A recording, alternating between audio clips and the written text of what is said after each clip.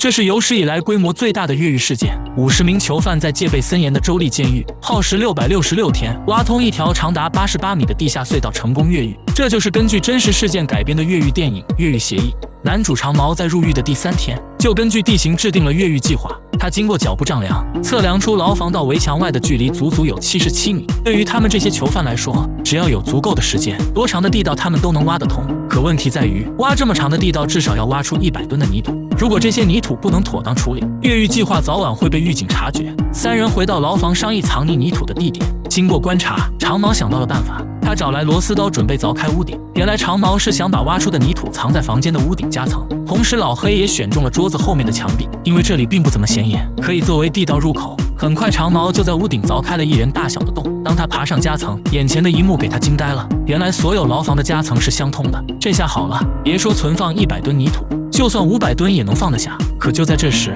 楼下突然传来狱友的吉他声，原来是狱警展开突袭检查。吉他声正是他们传递危险信息的信号。长毛几人迅速做出反应，他们用石灰跟鸡蛋按照比例混合，很快做成一个方形物体堵住洞口，在洞口处贴上一张海报，以便掩盖没能处理妥当的缝隙。几人刚刚清理干净，狱警便查到了他们的牢房。然而在翻箱倒柜的翻找后，却没有发现任何异样。看到狱警若无其事地走出房间，几人悬着的心这才放了下来。第2天，他们又如法炮制了一个方形石块，用来遮挡地道入口。一切准备就绪后，越狱计划正式实施。由于地道空间狭小，一次只能1人进入挖掘，所以他们只能采取轮班制开挖地道。挖出的泥土再由同伴转运到2楼的夹层。为了保险起见，他们还在门外安排了哨兵，还制定了传递信息的特殊暗号。就这样，他们顺利在地道里挖了83天，而夹层里的泥土已经堆积如山。可经过测量，2个月的时间，他们也仅仅挖了不到6米。照这个速度的话，要挖通80米的隧道，至少也要4年才能完成。而此时国内政局十分动荡不安，万一哪天监狱再发生暴乱，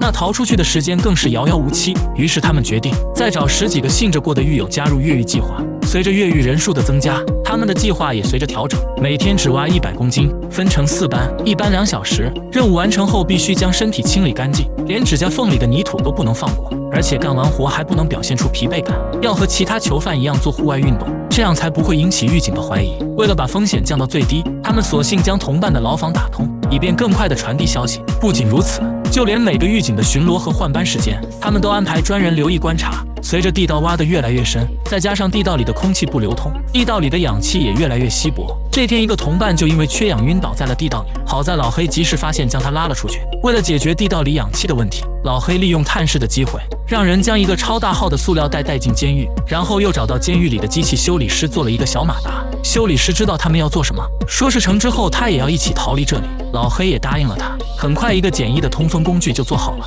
也解决了地道里的缺氧问题。经过日以继夜的不懈努力，地道也已经挖了差不多50米左右。可就在他们干得热火朝天之时，监狱再一次展开突然大搜查。地道里的人虽然听到了消息，但由于地道过长，根本无法及时退出来。眼看狱警即将上楼搜查，为了给同伴争取更多的撤离时间，老黑决定选择与狱警正面硬刚。也正是老黑的拖延时间，地道里的同伴才能及时撤出来。而老黑也因为这次冲突被关进小黑屋，不仅遭到狱警的毒打，还被典狱长判处死刑。好在执行的日期在2个月之后，这也给他们更多的缓和时间，但也必须要加快地道的开挖进度。众人又大干了749天，终于挖了差不多70米，是时候考虑外围接应的事情了。于是老黑趁妻子的探视时间，给妻子说了他们的越狱计划。妻子也不负众望，找来他的弟弟作为可靠的接应人。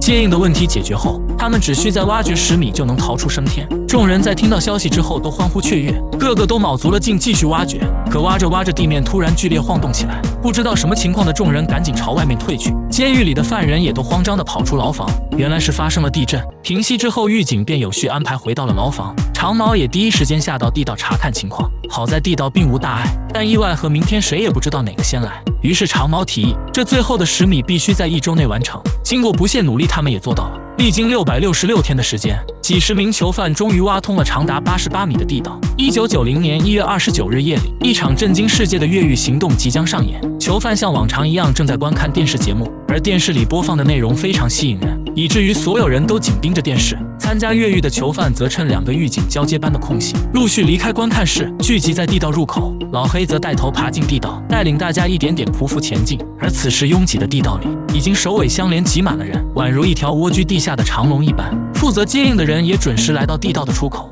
抄起工具开始了地道口的开挖。随着泥土一点点掉落，通往自由的洞口终于打开。来不及多想，老黑带头第一个爬了出去。接应人告诉老黑，大巴车就在前方不远的大桥上。说话间，狱友们也都陆续爬了出来，并依次躲藏在墙根处。老黑带领大家向着大桥靠去。此时，一名狱友恰巧经过牢房，发现正要钻进地道的卷毛。卷毛怕他去告密，赶紧上前制止。两人很快扭打在一起。虽然卷毛成功打晕了狱友，但自己也被刺伤。他深知自己走不了了，于是决定留下来，为同伴争取更多的逃亡时间。与此同时，电视节目也已刚好播完，所有人也陆续散场。轮椅哥看时间差不多了，就把挖地道的事告诉了其他犯人。顿时，整个监狱的犯人都沸腾了起来，全都疯了似的跑向地道。值班的2个狱警见状，似乎猜到了事情的严重性，立刻拉响警报呼叫支援。而逃出监狱的众人已经登上了大巴车，见剩下的2名同伴还没来，老黑表示再等3分钟，可等了许久还是不见同伴的身影，只好让司机开车。就在这时，一个身影在黑夜里突然出现，老黑赶紧让司机停住，可遗憾的是卷毛依然没有出现。不久后，大批狱警终于赶到牢房，很快制止了其他想要越狱的人。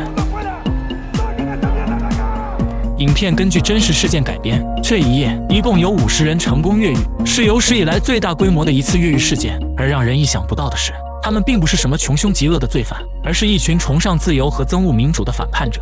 17年后，新一任统治者上台，不仅赦免了所有囚犯，还给了越狱者真正的自由。至此，一场惊天大逃亡也终于画上了圆满的句号。